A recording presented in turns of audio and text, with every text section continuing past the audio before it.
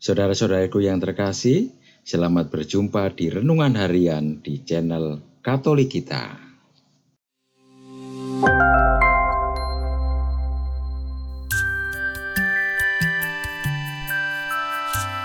Hari ini, Jumat, 18 April 2025, Jumat Agung, mengenangkan sengsara dan wafat Tuhan.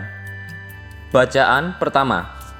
Bacaan diambil dari kitab Yesaya bab 52 ayat 13 sampai dengan bab 53 ayat 12. Beginilah firman Tuhan. Sungguh, hambaku akan berhasil.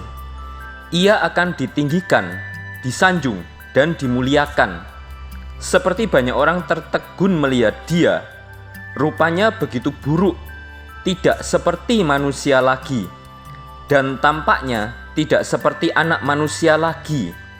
Demikianlah ia akan membuat tercengang banyak bangsa, dan raja-raja akan mengatupkan mulutnya melihat dia. Sebab apa yang tidak diceritakan kepada mereka akan mereka lihat, dan apa yang tidak mereka dengar akan mereka pahami. Maka mereka berkata, "Siapakah yang percaya kepada berita yang kami dengar? Kepada siapakah tangan kekuasaan Tuhan dinyatakan? Laksana sebuah taruk, hamba Yahweh tumbuh di hadapan Tuhan, dan bagaikan tunas, ia muncul dari tanah kersang. Ia tidak tampan, dan semarak pun tidak ada padanya. Kita tidak tertarik untuk memandang dia, keindahan pun tidak ada padanya, maka kita tidak suka padanya. Ia dihina dan dihindari orang. Dia seorang penuh kesengsaraan. Dia seorang yang tahu apa artinya menderita kesakitan. Ia sangat dihina, sehingga orang menutup mukanya terhadap dia. Dan bagi kita pun, dia tidak masuk hitungan. Tetapi sesungguhnya, penyakit kitalah yang ditanggungnya, dan kesengsaraan kitalah yang dipikulnya. Padahal kita mengira dia kena tulah, dipukul, dan disiksa Allah. Sesungguhnya, ia tertikam oleh karena kedurhakaan kita. Dia diremukkan oleh karena kejahatan kita. Derita yang mendatangkan keselamatan bagi kita ditimpakan kepadanya, dan oleh bilur-bilurnya kita menjadi sembuh. Kita sekalian sesat seperti domba, masing-masing mengambil jalan sendiri. Tetapi Tuhan telah menimpakan kepadanya kejahatan kita sekalian. Dia dianiaya, tetapi dia membiarkan diri ditindas dan tidak membuka mulutnya, seperti anak domba yang dibawa ke tempat pembantaian, seperti induk domba yang keluh di depan orang-orang yang mencukur bulunya. Ia tidak membuka mulutnya. Sesudah ditahan dan diadili, ia digiring dan dihukum mati. Tentang nasibnya, siapakah yang peduli? Sungguh, ia terputus dari dunia orang hidup. Karena kedurhakaan umatku, ia kena tulah. Orang menggali kuburnya di tengah-tengah orang jahat. Dan waktu mati, ia berada di antara orang-orang durhaka. Sekalipun ia tidak berbuat kekerasan, dan tipu muslihat tidak ada dalam mulutnya. Tetapi Tuhan berkehendak dirinya sebagai kurban silih. Ia akan melihat keturunannya. Umurnya akan lanjut, dan kehendak Tuhan akan terlaksana karena dia. Sesudah mengalami kesengsaraan jiwa, ia akan melihat terang dan akan dipuaskan. Sebab demikianlah firman Tuhan, hambaku itu sebagai orang yang saleh akan menyelamatkan banyak orang oleh hikmatnya, dan kejahatan mereka ditanggungnya. Sebab itu aku akan memberikan kepadanya orang-orang besar menjadi miliknya, dan ia akan memperoleh orang-orang kuat sebagai jarahan. Ini semua sebagai ganti, karena ia telah menyerahkan nyawanya kepada maut, dan telah rela terhitung di antara kalangan kaum durhaka. Padahal dia menanggung dosa orang banyak, dan berdoa untuk orang-orang jahat. Demikianlah sabda Tuhan. Syukur kepada Allah. Bacaan kedua. Bacaan dari surat kepada orang Ibrani, bab 4, ayat 14 sampai dengan 16, dilanjutkan bab 5, ayat 7 sampai dengan 9. Saudara-saudara, kita sekarang mempunyai imam agung yang telah melintasi semua langit, yaitu Yesus, Anak Allah. Maka baiklah kita teguh berpegang pada pengakuan iman kita. Sebab imam agung yang kita punya bukanlah imam agung yang tidak dapat turut merasakan kelemahan kita. Sebaliknya, ia sama dengan kita. Ia telah dicobai, hanya saja tidak berbuat dosa. Sebab itu, marilah kita menghampiri tahta kerahiman Allah dengan penuh keberanian, supaya kita menerima rahmat dan menemukan kasih karunia untuk mendapat pertolongan pada waktunya. Dalam hidupnya sebagai manusia, Yesus telah mempersembahkan doa dan permohonan dengan ratap tangis dan keluhan kepada Dia yang sanggup menyelamatkannya dari maut, dan karena kesalehannya ia telah didengarkan. Akan tetapi, sekalipun anak, ia telah belajar menjadi taat. Ini ternyata dari apa yang telah dideritanya. Dan sesudah mencapai kesempurnaan, ia menjadi pokok keselamatan abadi bagi semua orang yang taat kepadanya. Demikianlah sabda Tuhan. Syukur kepada Allah. Bacaan Injil. Inilah kisah sengsara Tuhan kita Yesus Kristus menurut Yohanes, bab 18 ayat 1 sampai dengan bab 19 ayat 42. Seusai perjamuan Paskah, keluarlah Yesus dari ruang perjamuan bersama dengan murid-muridnya, dan mereka pergi menyeberang lembah Kidron. Di situ ada suatu taman, dan Yesus masuk ke taman itu bersama-sama dengan murid-muridnya. Yudas yang mengkhianati Yesus tahu juga tempat itu, karena Yesus sering berkumpul di situ dengan murid-muridnya. Lalu datanglah juga Yudas ke situ dengan sepasukan prajurit dan penjaga-penjaga bait Allah yang disuruh oleh imam-imam kepala dan orang-orang Farisi. Mereka datang lengkap dengan lentera, suluh, dan senjata. Yesus tahu semua yang akan menimpa dirinya. Maka ia maju ke depan dan berkata kepada mereka, "Siapakah yang kamu cari?" Jawab mereka, "Yesus dari Nazaret." Kata Yesus kepada mereka, "Akulah dia." Yudas yang mengkhianati Yesus berdiri juga di situ bersama-sama mereka. Ketika Yesus berkata kepada mereka, "Akulah dia," mundurlah mereka dan jatuh ke tanah. Lalu Yesus bertanya lagi, "Siapakah yang kamu cari?" Jawab mereka, "Yesus dari Nazaret." Kata Yesus, "Telah aku katakan kepadamu, akulah dia. Jika aku yang kamu cari, biarkanlah mereka ini pergi." Demikian hendaknya supaya digenapilah firman yang telah dikatakannya, "Dari mereka yang engkau serahkan kepadaku, tidak seorang pun yang aku biarkan binasa." Lalu Simon Petrus yang membawa pedang menghunus pedang itu, meletakkannya kepada hamba imam besar dan memutuskan telinga kanannya. Nama hamba itu Malkus. Kata Yesus kepada Petrus, "Sarungkan pedangmu itu. Bukankah aku harus minum piala yang diberikan Bapa kepadaku?" Lalu pasukan prajurit serta perwiranya dan penjaga-penjaga yang disuruh orang Yahudi itu menangkap Yesus dan membelenggu dia. Mula-mula mereka membawanya kepada Hanas, karena Hanas adalah mertua Kayafas, yang pada tahun itu menjadi imam besar. Dan Kayafaslah yang telah menasihati para pemuka Yahudi, "Lebih berguna jika satu orang mati untuk seluruh bangsa." Simon Petrus dan seorang murid lain mengikuti Yesus. Murid itu mengenal imam besar, dan ia masuk ke halaman istana imam besar itu. Tetapi Petrus tinggal di luar dekat pintu. Murid yang lain itu, yang mengenal imam besar, kembali keluar, berbicara dengan perempuan penjaga pintu, lalu membawa Petrus masuk. Kata hamba perempuan penjaga pintu itu kepada Petrus, "Bukankah engkau juga murid orang itu?" Jawab Petrus, "Bukan." Sementara itu hamba-hamba dan para penjaga bait Allah telah menyalakan api arang, sebab udaranya dingin waktu itu, dan mereka berdiri menghangatkan badan di situ. Petrus pun berdiri menghangatkan badan bersama-sama dengan mereka. Kemudian mulailah imam besar menanya Yesus tentang para murid dan tentang ajarannya. Jawab Yesus kepadanya, "Aku berbicara terus terang kepada dunia. Aku selalu mengajar di rumah-rumah ibadat dan di bait Allah, tempat semua orang Yahudi berkumpul. Aku tidak pernah berbicara sembunyi-sembunyi. Mengapa engkau menanyai aku?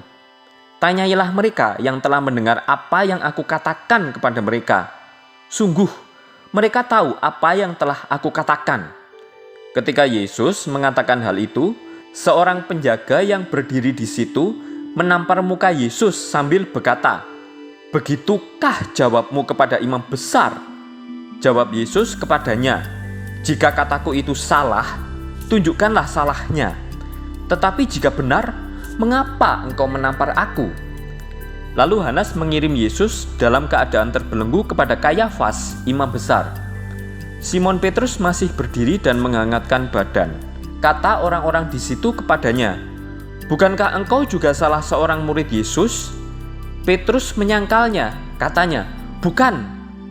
Kata salah seorang hamba imam besar, keluarga dari hamba yang telinganya dipotong Petrus, "Bukankah engkau kuliah di taman itu bersama-sama dengan Yesus?"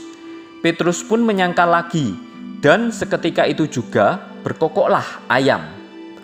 Keesokan harinya, ketika masih pagi, mereka membawa Yesus dari Kayafas ke istana gubernur.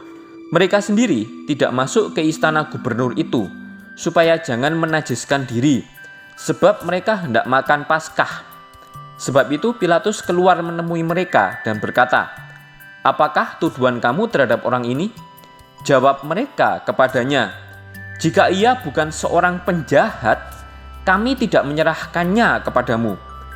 Kata Pilatus kepada mereka, "Ambillah dia dan hakimilah dia menurut hukummu sendiri." Kata orang-orang Yahudi itu, "Kami tidak diperbolehkan menghukum mati seseorang."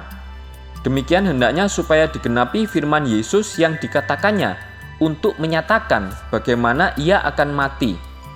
Pilatus masuk kembali ke dalam istana gubernur, lalu memanggil Yesus dan bertanya kepadanya, "Apakah engkau raja orang Yahudi?" Jawab Yesus, "Apakah engkau katakan hal itu dari hatimu sendiri, atau orang lain yang mengatakannya kepadamu tentang aku?" Kata Pilatus, "Apakah aku seorang Yahudi?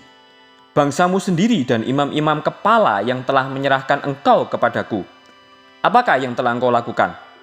Jawab Yesus, "Kerajaanku bukan dari dunia ini. Jika kerajaanku dari dunia ini, pasti hamba-hambaku telah melawan, supaya aku jangan diserahkan kepada orang Yahudi. Akan tetapi, kerajaanku bukan dari sini." Lalu kata Pilatus kepadanya, "Jadi engkau adalah raja?" Jawab Yesus, "Engkau mengatakan, aku adalah raja. Untuk itulah aku lahir, dan untuk itulah aku datang ke dalam dunia ini, supaya aku bersaksi tentang kebenaran. Setiap orang yang berasal dari kebenaran mendengarkan suaraku." Kata Pilatus kepadanya, "Apakah kebenaran itu?" Sesudah mengatakan demikian, Pilatus keluar lagi menemui orang-orang Yahudi dan berkata kepada mereka, "Aku tidak menemukan kesalahan apapun padanya. Tetapi pada kamu ada kebiasaan bahwa pada Paskah aku membebaskan seorang bagimu. Maukah kamu supaya aku membebaskan raja orang Yahudi bagimu?" Mereka berteriak lagi, "Jangan orang ini, melainkan Barabas." Barabas adalah seorang penyamun. Lalu Pilatus mengambil Yesus dan menyuruh orang menyesah dia. Prajurit-prajurit menganyam sebuah mahkota duri dan menaruhnya di atas kepala Yesus. Mereka mengenakan pakaian ungu kepadanya, dan sambil maju ke depan mereka berkata, "Salam, hai Raja orang Yahudi." Lalu mereka menampar wajah Yesus. Pilatus keluar lagi dan berkata kepada orang-orang Yahudi, "Lihatlah, aku membawa dia keluar kepada kamu, supaya kamu tahu bahwa aku tidak menemukan kesalahan apapun padanya." Lalu Yesus keluar, bermahkota duri dan berpakaian ungu. Kata Pilatus kepada mereka, "Lihatlah orang ini." Ketika para imam kepala dan penjaga-penjaga itu melihat Yesus, berteriaklah mereka, "Salibkan dia! Salibkan dia! Kata Pilatus kepada mereka, "Ambil dia dan salibkan dia, sebab aku tidak menemukan kesalahan apapun padanya."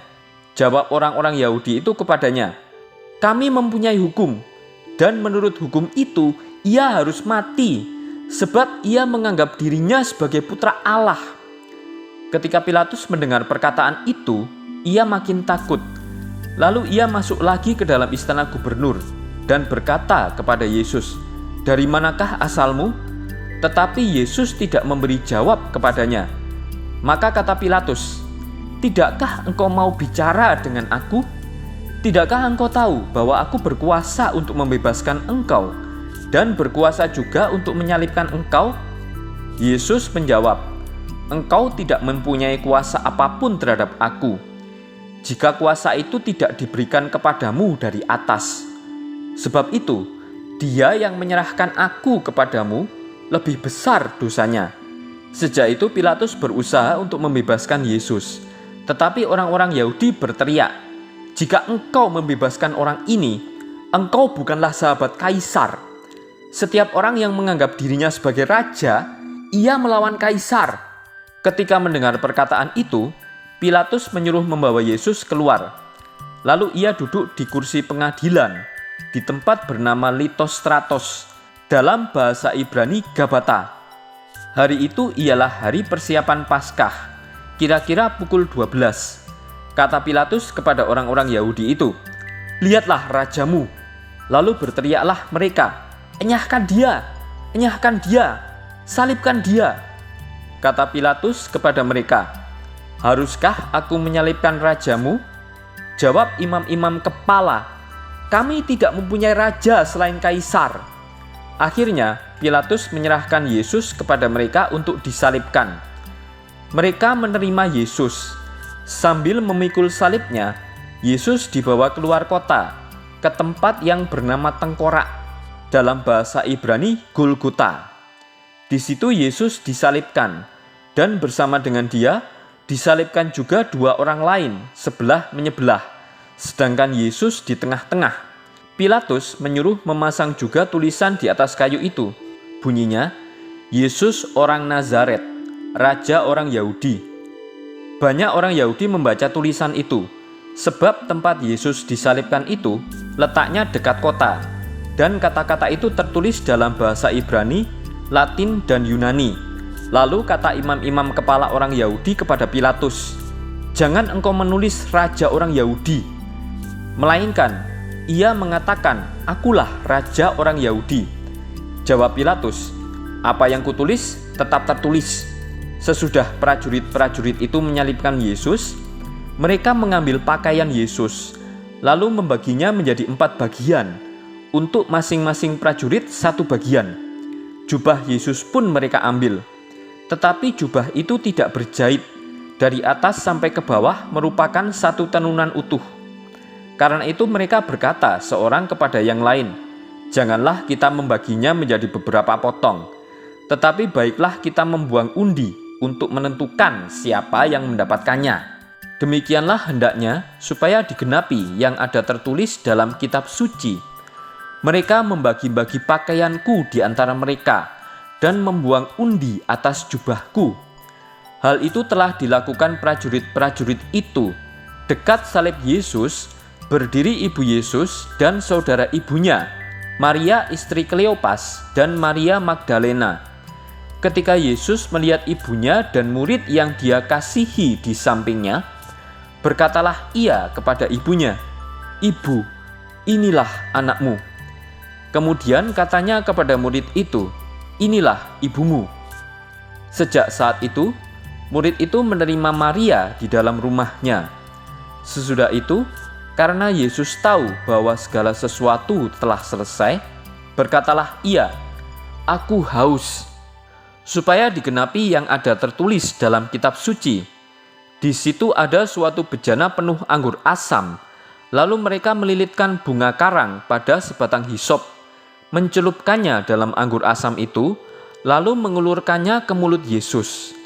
Sesudah meminum anggur asam itu, berkatalah Yesus, "Sudah selesai." Lalu Yesus menundukkan kepala dan menyerahkan nyawanya. Karena hari itu adalah hari persiapan, dan supaya pada hari Sabat, mayat-mayat itu tidak tinggal tergantung pada kayu salib, sebab Sabat itu hari yang besar, maka datanglah para pemuka Yahudi kepada Pilatus dan meminta kepadanya supaya kaki orang-orang itu dipatahkan dan jenazah-jenazahnya diturunkan. Lalu datanglah prajurit-prajurit dan mematahkan kaki orang yang pertama dan kaki orang yang lain yang disalibkan bersama-sama dengan Yesus. Tetapi ketika mereka sampai kepada Yesus dan melihat bahwa ia telah mati, mereka tidak mematahkan kakinya. Tetapi seorang dari antara prajurit itu menikam lambung Yesus dengan tombak, dan segera mengalir keluar darah dan air. Orang yang melihat sendiri hal itu bersaksi, dan benarlah kesaksiannya. Ia pun tahu bahwa ia mengatakan kebenaran, supaya kamu juga percaya. Sebab hal itu terjadi supaya digenapi yang ada tertulis dalam kitab suci, tidak ada tulangnya yang akan dipatahkan. Ada pula nas lain yang mengatakan, mereka akan memandang dia yang telah mereka tikam. Sesudah itu Yusuf dari Arimatea meminta kepada Pilatus supaya ia diperbolehkan menurunkan jenazah Yesus. Yusuf menjadi murid Yesus secara sembunyi-sembunyi karena ia takut kepada para pemuka Yahudi. Pilatus mengabulkan permintaan Yusuf. Lalu datanglah Yusuf dan menurunkan jenazah Yesus. Nikodemus juga datang ke situ. Dialah yang dulu datang malam-malam kepada Yesus. Ia membawa campuran minyak mur dengan minyak gaharu, kira-kira 30 kg beratnya. Mereka mengambil jenazah Yesus, mengafaninya dengan kain lenan, dan membubuhinya dengan rempah-rempah menurut adat pemakaman orang Yahudi. Di dekat tempat Yesus disalibkan ada suatu taman. Di dalam taman itu ada suatu kubur baru yang di dalamnya belum pernah dimakamkan seseorang, karena hari itu hari persiapan orang Yahudi, sedangkan kubur itu tidak jauh letaknya, maka mereka membaringkan jenazah Yesus di situ. Demikianlah sabda Tuhan. Terpujilah Kristus. Saudara-saudariku yang terkasih, dalam satu organisasi, entah pemerintah ataupun swasta, setiap kali orang selesai melaksanakan suatu tugas tertentu, biasanya ada laporan pertanggungjawaban. Laporan pertanggungjawaban bisa diterima, bisa ditolak. Kadang-kadang diterima, tapi diberi catatan-catatan. Seorang yang melaksanakan tugasnya dengan baik, mempertanggungjawabkan dengan baik, layak mengakhiri kerjanya dengan bangga. Kisah Jumat Agung adalah kisah sempurnanya kasih Allah. Yesus menunjukkan cinta dan ketaatannya, kehendak Allah dan cintanya pada manusia. Total dan sempurna, apa yang dilakukan Yesus, sengsara sampai wafatnya, adalah gambaran penuh utuh sempurnanya dari cinta Allah. Dengan mengatakan, sudah selesai. Yesus mengungkapkan cinta yang sampai pada kesudahannya. Cinta yang mengubah hidup manusia, hidup kita. Yesus yang taat pada kehendak Bapa, menuaikan ketaatannya dengan sempurna. Tanpa laporan pertanggungjawaban seperti kerja manusia, salib Yesus memberi teladan cinta sampai akhir dalam kepenuhan. Semoga teladan cinta yang setia dan tanpa pamrih mengubah hidup kita, dan kita selalu setia dalam iman, rela berkorban dan mencintai dengan tulus dan sepenuh hati. Marilah kita berdoa. Tuhan Yesus, Engkau rela menderita dan wafat karena kasih-Mu yang sempurna dan total untuk kami. Semoga kami pun meneladan kasih-Mu terhadap sesama, terutama mereka yang lemah dan terpinggirkan. Amin. Saudara-saudariku yang terkasih, terima kasih atas kebersamaannya di dalam renungan harian ini. Kita akan berjumpa kembali di renungan harian berikutnya. Berkah dalam.